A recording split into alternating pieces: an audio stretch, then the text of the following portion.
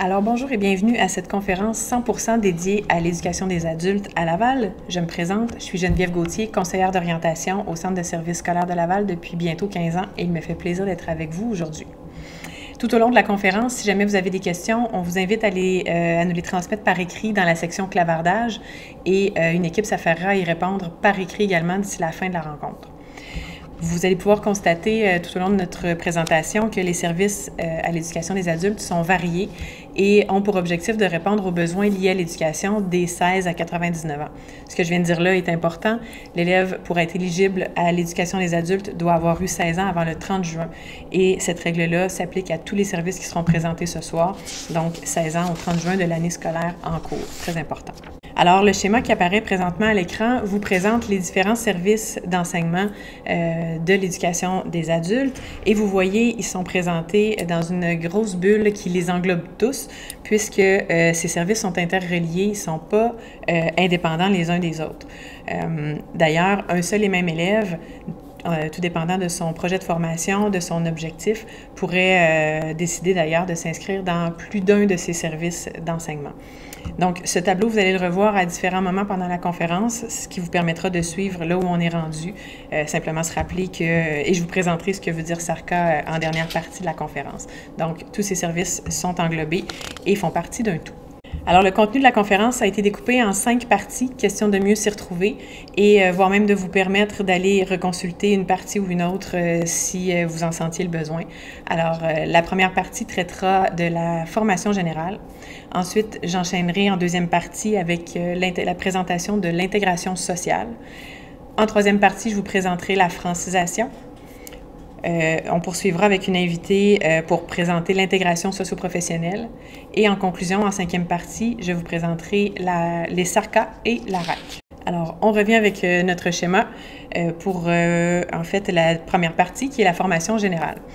Alors, la formation générale est probablement le service le plus connu de l'éducation des adultes, toujours destiné à une clientèle de 16 ans et plus. Je le répète, je le sais, mais c'est vraiment important comme information.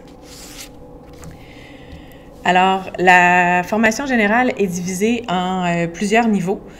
Si on parle du premier niveau, donc j'aimerais vous parler d'alphabétisation, qui est un service qui est destiné aux élèves qui ont besoin de travailler les notions de base en lecture et en écriture, en français et en mathématiques, avant d'atteindre le niveau suivant. Donc, au niveau de l'alphabétisation, on retrouve 4 niveaux et l'élève pourrait commencer, pas nécessairement au premier niveau, mais il va commencer au niveau qui correspond à ses besoins, évidemment. Lorsque l'alphabétisation ou le niveau d'alphabétisation est maîtrisé, on peut envisager d'aller vers le niveau qui s'appelle le présecondaire. Donc, en présecondaire, on retrouve en fait 7 niveaux qui ont été divisés. Donc, le français est divisé en 7 et les mathématiques sont divisées en 4. Lorsque le 7e niveau de français a été atteint, le dernier module est complété, l'élève est réputé avoir les acquis nécessaires pour pouvoir intégrer ensuite la formation générale de niveau secondaire 1 à 5. Donc, lorsqu'on parle de formation secondaire, celle-là, on peut la diviser en 2 grandes catégories ou en 2 grands niveaux, si on veut. Donc, le premier niveau serait la formation de base commune. Dans la formation de base commune, aussi appelée la FBC, en fait, ça englobe le premier cycle du secondaire. Donc, tout ce qui est secondaire 1 et 2. L'autre grand niveau serait la formation de base diversifiée, qui est aussi appelée la FBD, ou encore le deuxième cycle du secondaire, donc ça inclut le secondaire 3, 4 et 5. Qu'on parle du premier cycle ou du deuxième cycle du secondaire à la formation générale, tous les cours sont offerts pour permettre à l'élève d'atteindre son objectif, soit de se diriger vers la formation professionnelle, de compléter le diplôme d'études secondaires, ou encore de se diriger, de compléter en fait les préalables pour les études post-secondaires. Donc, tous les cours de base sont offerts, français, mathématiques, anglais. Les cours enrichis également, si on pense par exemple à mathématiques SN4, SN5 ou encore à chimie et physique de 5e secondaire.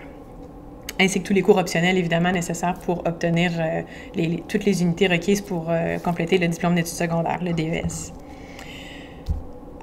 Sur le territoire du centre de services scolaires de Laval, sur le territoire donc du CSS Laval, 3 centres de formation sont présents à différents endroits à Laval. Donc, on retrouve le centre de formation Les Berges dans Vimont, le centre de formation Le Tremplin dans Sainte-Rose et le centre de formation L'Impulsion dans Saint-François.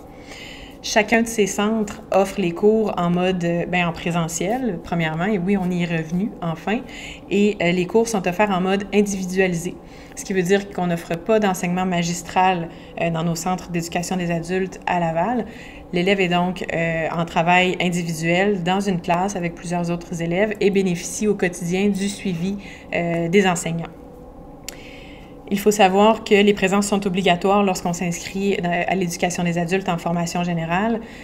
Par contre, l'élève a la possibilité de choisir un horaire qui lui convient. On a plusieurs aménagements d'horaires possibles. Donc, l'élève pourrait choisir d'être à temps plein, à temps partiel, de jour ou de soir, selon ce qui répond le mieux à ses contraintes et ses besoins. Il n'y a pas de frais reliés non plus à l'inscription en formation générale. L'élève n'aura à défrayer les frais que du matériel pédagogique qu'il devra utiliser. Donc, chaque module que l'élève sera appelé à faire, l'élève devra débourser pour ça, mais sinon, il n'y a pas d'autres frais reliés à son passage à l'éducation des adultes. Il y a une autre façon également, un autre service par rapport à la formation générale qui est offert. Les élèves pourraient s'inscrire à la formation à distance assistée. Les bureaux de la formation à distance assistée, aussi appelés la FADA, sont situés dans Sainte-Rose avec le centre de formation Le Tremplin. Donc, lorsque l'élève choisit de faire sa formation générale à distance, il la fait à son rythme. Évidemment, la grande différence, c'est qu'il n'y a pas de présence qui est attendue en centre. Donc, l'élève a la possibilité de travailler à partir du lieu de son choix. Il a accès aux enseignants par téléphone, par courriel ou encore en personne, avec ou sans rendez-vous, parce que la grande force de la formation à distance à Laval, c'est que ce n'est pas seulement la formation à distance, c'est la formation à distance assistée. Le petit A qu'on a rajouté à la fin pour appeler ça la FADA, c'est ce qui fait en fait le caractère distinctif de la formation à distance du Centre de service scolaire de Laval, puisqu'on offre un accompagnement par nos enseignants qui est privilégié et donc avec un horaire, qui permet plusieurs rencontres avec les enseignants pendant la semaine, au besoin. Donc, il faut savoir que la formation à distance, ce ne sont pas des cours en ligne. Les élèves travaillent à distance avec les mêmes cahiers, généralement, qu'un élève qui est inscrit dans un centre. Donc, si l'élève avait choisi de s'inscrire au Tremplin, au Berges ou à l'Impulsion, probablement qu'il aurait le même cahier que celui qui s'inscrit à la formation à distance. La grande différence, c'est qu'en formation à distance, il y a des devoirs qui s'ajoutent. L'élève doit donc communiquer avec son enseignant via la plateforme Moodle pour les lui envoyer, parce que c'est de cette façon-là que l'enseignant peut valider les apprentissages faits par l'élève. Dans tous les cas, qu'on choisisse l'enseignement en centre ou encore à la FADA, les élèves doivent aller faire leurs examens au centre de formation auquel ils sont inscrits, dans une salle de test officielle où est-ce que tous les examens sont faits à partir de la recommandation de l'enseignant. Évidemment, c'est pas quand l'élève se croit prêt qu'on va vers l'examen. Il y a toujours la validation de l'enseignant qui est nécessaire. Alors, pour plus de détails sur ce qui attend un élève qui s'inscrit à l'éducation des adultes, c'est pas sur ça que la conférence porte ce soir, alors je vais m'arrêter à peu près ici pour la formation générale, mais si vous avez besoin de plus d'informations, vous pouvez aller consulter une autre conférence qui est disponible sur le site ealaval.com qui s'intitule « Poursuivre à l'éducation des adultes, à quoi dois-je m'attendre ?» Maintenant, par rapport aux inscriptions, comme vous le voyez sur la présentation, vous pouvez aller consulter le site ealaval.com sous l'onglet de chaque centre de formation, que ce soit Berges, Impulsion, Tremplin ou formation à distance. Vous avez toujours accès à un lien qui s'intitule « Je veux m'inscrire ». Donc, en cliquant sur ce lien-là, vous avez accès au formulaire d'inscription. Les inscriptions ont lieu tout au long de l'année. Donc, en tout temps, vous pouvez remplir ce formulaire-là et il sera reçu par le centre qui va traiter votre demande d'inscription. Les entrées en formation, par contre, ont lieu généralement aux 2 semaines, mais c'est variable d'un centre à l'autre. Alors, je vous invite à valider avec le centre de formation qui vous intéresse. Généralement, sur le site ealaval.com, les calendriers d'entrée en formation sont disponibles pour consultation. Une fois que... et à la formation à distance, évidemment, il n'y a pas de date d'entrée en formation. Donc, lorsqu'un élève a rempli le formulaire de demande d'inscription pour la formation à distance, dès que le dossier est analysé, on contacte l'élève qui peut venir chercher ses modules pour amorcer sa formation. Donc, il n'y a pas de délai comme pour la formation générale. Et si jamais vous avez plus de questions, sur le même site, ealaval.com, comme vous voyez, il y a une section où vous pouvez cliquer qui est intitulée « J'ai une question ».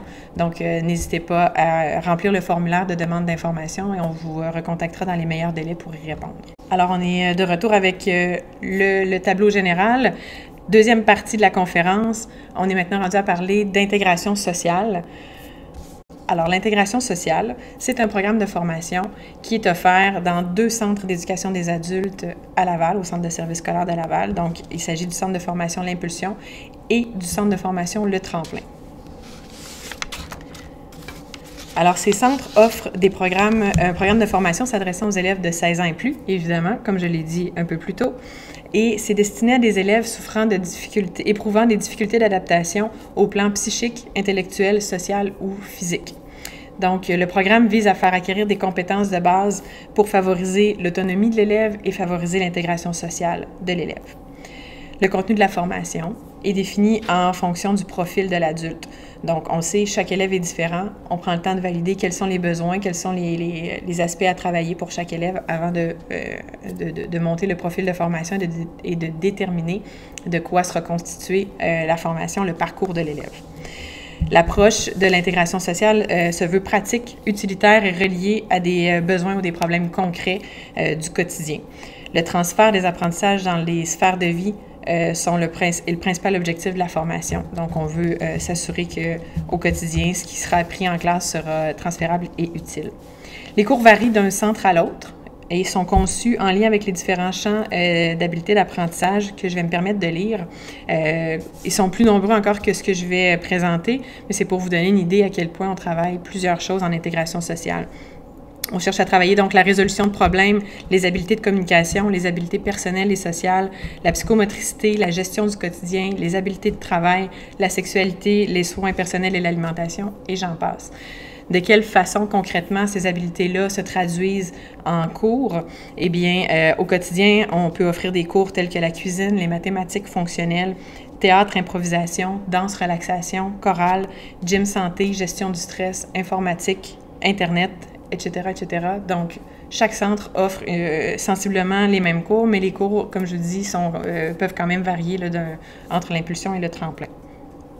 Comme en formation générale, les cours offerts en intégration sociale sont offerts en présentiel et l'horaire et le plan de formation sont faits sur mesure en fonction des besoins de l'élève. Il faut simplement savoir, par contre, qu'un élève inscrit en intégration sociale, que ce soit au tremplin ou à l'impulsion, généralement est inscrit selon un horaire à temps partiel de jour. Donc, il y a moins de flexibilité d'horaire à ce niveau-là. C'est plus au niveau du choix de cours qui sera possible de choisir peut-être de venir à l'école juste le lundi, mardi ou de venir seulement des demi-journées. Donc ça, c'est à valider avec le conseiller au moment où le choix de cours sera fait, le profil de formation sera établi. Donc, pour qu'un élève puisse s'inscrire en formation en intégration sociale, c'est toujours le même formulaire en ligne. Donc, on se retrouve sur le même site dont je vous parle depuis le début, ealaval.com. Sous l'onglet « Formation à l'intégration sociale », vous avez la possibilité de cliquer sur « Je veux m'inscrire ». Lorsque le formulaire de demande d'inscription est reçu, autant en intégration sociale qu'en formation générale, je tiens à le préciser, on reçoit le formulaire de demande d'inscription, une secrétaire ouvre le dossier, réunit toutes les pièces nécessaires et transmet le dossier à un conseiller d'orientation ou une conseillère d'orientation afin de faire l'analyse du dossier. Et plus spécifiquement en intégration sociale, ce qui est incontournable, en fait, c'est que le conseiller d'orientation va convoquer l'élève, le parent ou le répondant pour une rencontre pour bien cerner les besoins de l'élève et pour bien préparer le projet de formation. Donc, une fois le formulaire reçu, on analyse tout ça, puis on contacte l'élève là, pour bien préparer l'entrée. Alors, nous sommes maintenant rendus à la 3e partie sur 5 de cette conférence visant à vous présenter les services offerts à l'éducation des adultes. On abordera ici la francisation. Alors, la francisation est un service d'enseignement offert au centre de formation Les Berges dans Vimont. Il est possible de s'y inscrire à temps plein, à temps partiel, de jour, de soir, encore une fois selon les besoins et les réalités de chaque élève. Il est possible de bénéficier des allocations du ministère de l'Immigration, de la francisation et de l'intégration, donc le MIFI, pour soutenir la démarche en francisation. Donc, pour avoir plus d'informations, il faut consulter le site du MIFI pour savoir si un élève y est éligible ou non. Le service d'enseignement de francisation est offert aux élèves non francophones de 16 ans et plus, évidemment. C'est un programme d'études qui est reconnu par le ministère de l'Éducation, qui permet aux nouveaux arrivants une meilleure intégration à la société québécoise et un accès à des repères culturels significatifs. L'objectif du programme de francisation est de donner une formation de base en français en développant la compréhension et l'expression orale et écrite pour favoriser l'intégration au marché du travail et l'accès à d'autres programmes de formation si un élève souhaitait poursuivre ensuite. Il est possible qu'on ait besoin de faire une entrevue pour évaluer le niveau de l'élève. Donc, cette entrevue pourrait être faite de façon orale ou encore de façon écrite. La francisation, c'est un programme qui comprend plusieurs niveaux, 8 pour être plus précise, que l'élève ait besoin de partir de la base en alpha-francisation ou qu'il soit un petit peu plus avancé et qu'il ait besoin de niveau débutant ou intermédiaire. Pour chaque niveau, 4 compétences sont évaluées pour déterminer si l'objectif du programme a été atteint. Donc, on évalue à chaque fois la compréhension et l'expression orale, la compréhension et l'expression écrite. Chaque niveau est d'une durée d'environ 8 à 10 semaines. Et l'élève poursuit au niveau suivant jusqu'à temps qu'il ait atteint son objectif. Donc, dépendamment de ce que l'élève est venu chercher, il y a possibilité de sortir, d'arrêter avant d'avoir atteint la fin, avant d'avoir complété tous les niveaux. Les cours de francisation sont offerts gratuitement. Comme pour la formation générale, tout ce qui est à débourser, c'est les frais reliés au matériel pédagogique. C'est seulement ce qui est chargé à l'élève. Les cours sont offerts en classe en mode présentiel. Là, par contre, l'enseignant peut choisir d'utiliser différents modes d'enseignement. On pourrait retrouver de l'enseignement magistral, du travail en groupe, du travail individualisé. Donc, l'enseignant adapte ses outils en fonction des besoins du groupe pour l'amener à atteindre les objectifs du ministère de l'Éducation. Les compétences sont développées à travers l'enseignement de situations de vie concrètes, de situations de la vie courante. Et ce qui est intéressant également par rapport à la francisation, c'est qu'il y a un complément qui est offert en formation à distance assistée. Donc, pour les élèves débutants, il est possible de s'inscrire en plus en formation à distance assistée pour travailler de la maison, renforcer les notions grammaticales de base. Et pour un élève qui serait plus avancé, plutôt de niveau intermédiaire 2, on pourrait s'inscrire en formation à distance également pour venir renforcer l'utilisation de certains temps de verbe, toujours à l'écrit, autant pour les notions grammaticales de base à l'écrit et les temps de verbe à l'écrit.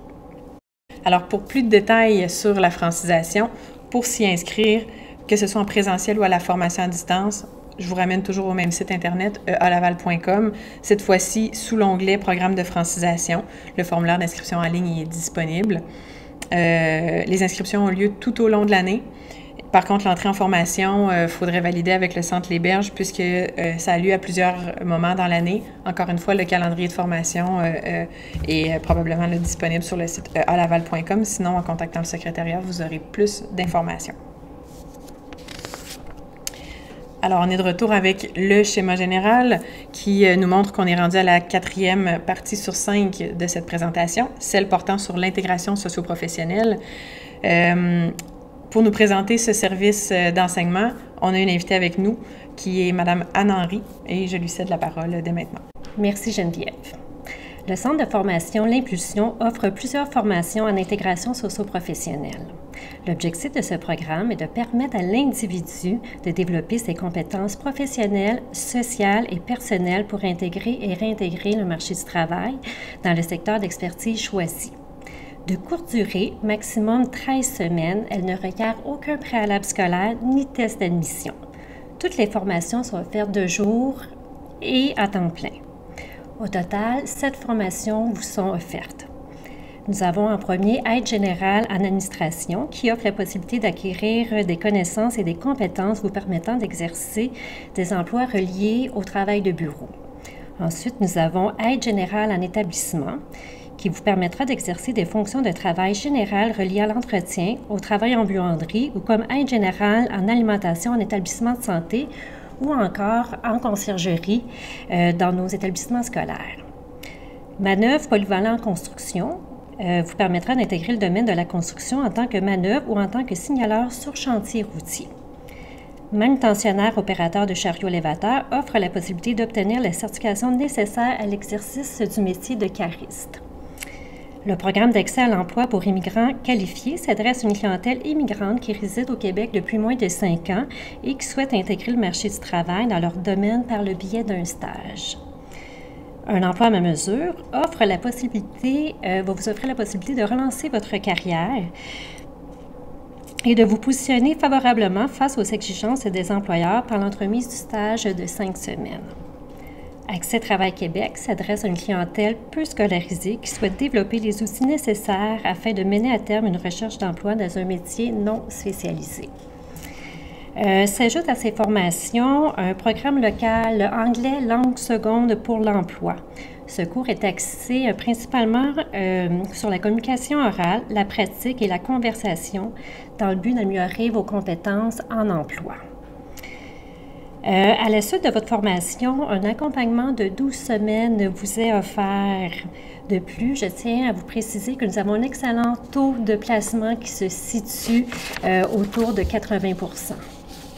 En fait, si vous souhaitez avoir plus d'informations, je vous réfère également au site internet ealaval.com dans la section accès, dans la section formation axée sur l'emploi. Pour vous inscrire à nos formations, vous devez obligatoirement participer à une séance d'information. Les dates sont également affichées sur notre site Internet et vous n'avez qu'à cliquer sur le bouton « Je participe » et choisir les dates qui vous intéressent. Merci. Je cède de nouveau la parole à ma collègue Geneviève pour la dernière partie. Alors, concluons maintenant avec les SARCA. Les SARCA et la RAC, en fait. Comme vous voyez sur le tableau qu'on vous a présenté tout au long de la rencontre, on voit les SARCA qui englobent tout le reste parce que vraiment, c'est en quelque sorte la porte d'entrée de tous les services offerts à l'éducation des adultes. Alors, dans un premier temps, que signifie SARCA? Nous parlerons de la RAC un petit peu dans quelques instants. Donc, que signifie l'acronyme SARCA? Eh bien, tout simplement, Service d'accueil, de référence, de conseil et d'accompagnement. À partir du moment où une personne souhaite s'inscrire dans un centre d'éducation des adultes ou a besoin d'être guidée dans son cheminement scolaire, on a une équipe dévouée qui est formée de différents intervenants qui est disponible pour aider et répondre aux questions.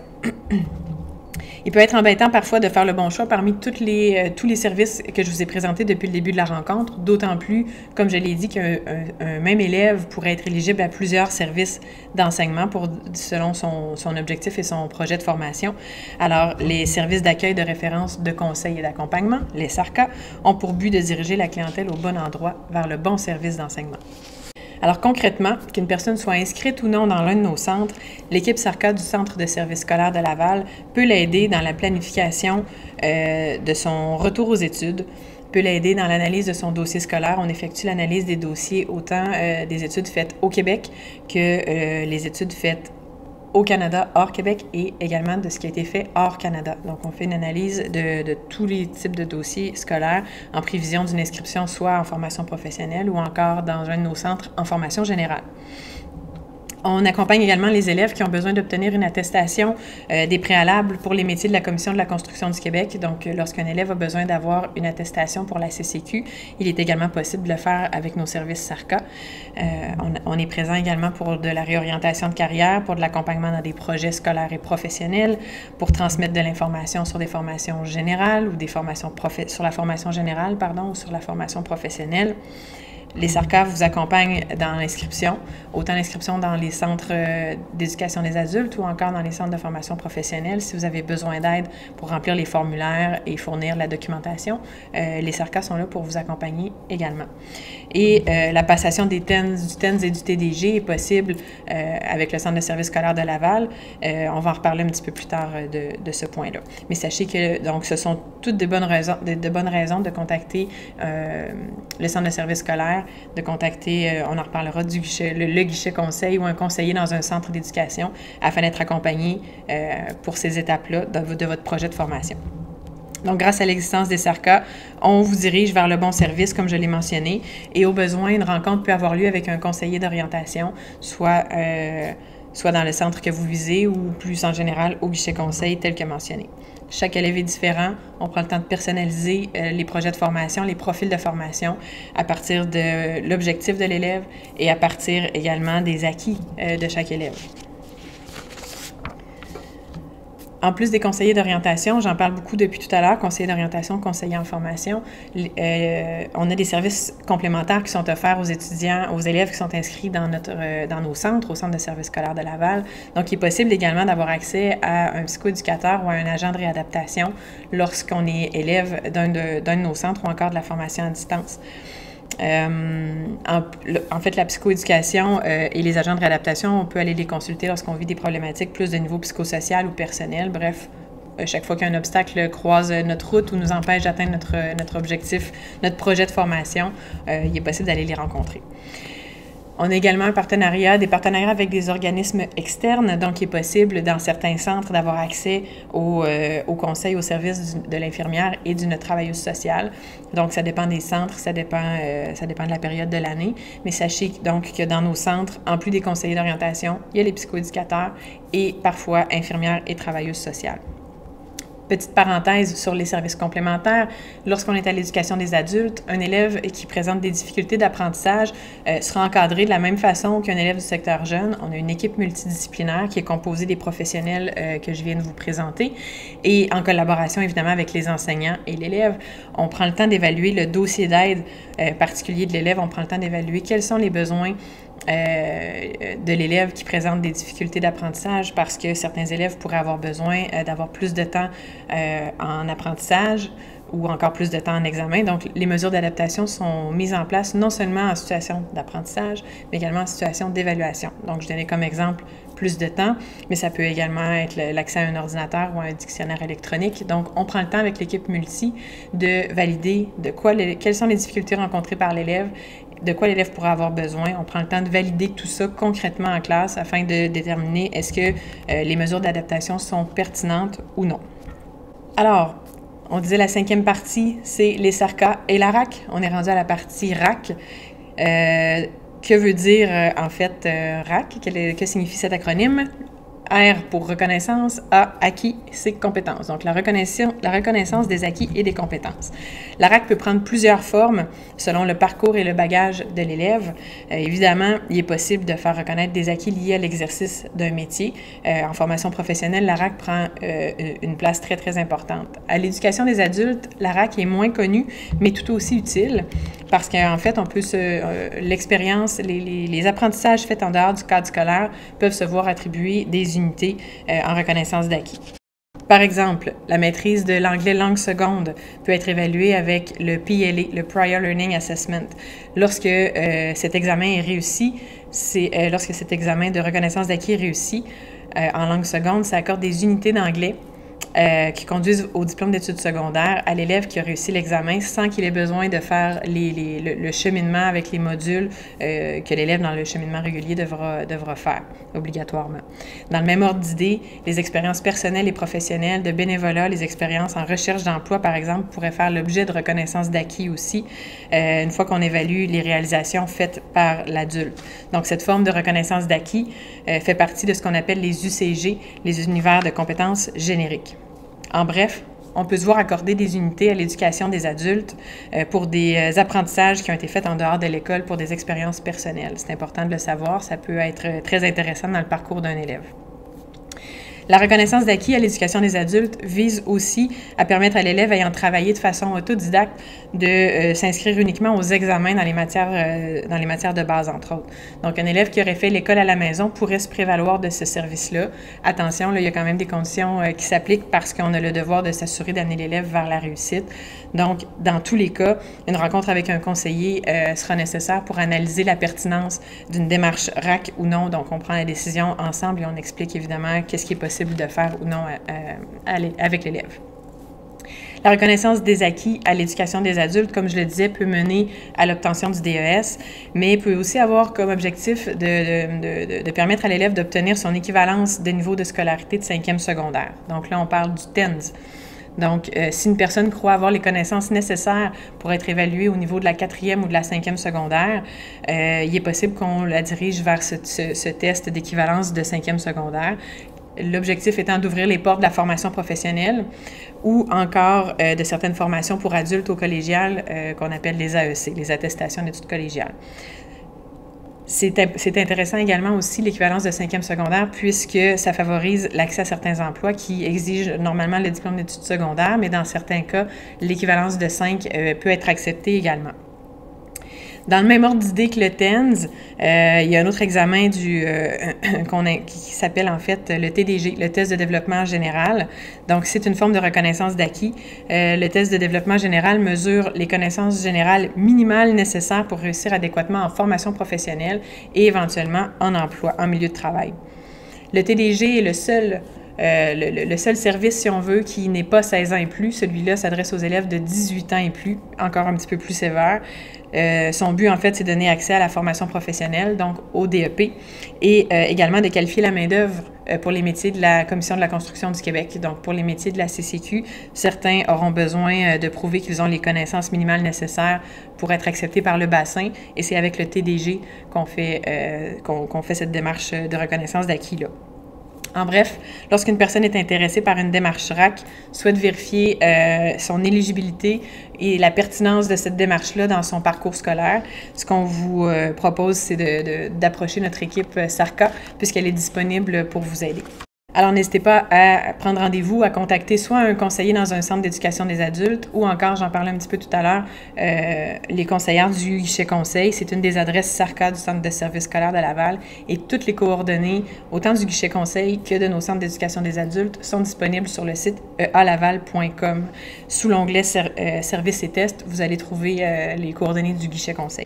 Donc, en terminant, je vous rappelle que peu importe le service d'enseignement dont vous avez besoin, nos services SARCA sont à votre disposition pour vous guider, pour vous accompagner dans le bon choix de services d'enseignement. Et n'hésitez pas à demander plus d'informations, même à prendre un rendez-vous, soit en virtuel ou en personne, avec l'un de nos conseillers. C'est possible de le faire à partir du site ealaval.com. Donc, je vous remercie pour votre intérêt envers les services offerts à l'éducation des adultes au Centre de services scolaires de Laval et je vous souhaite une bonne soirée.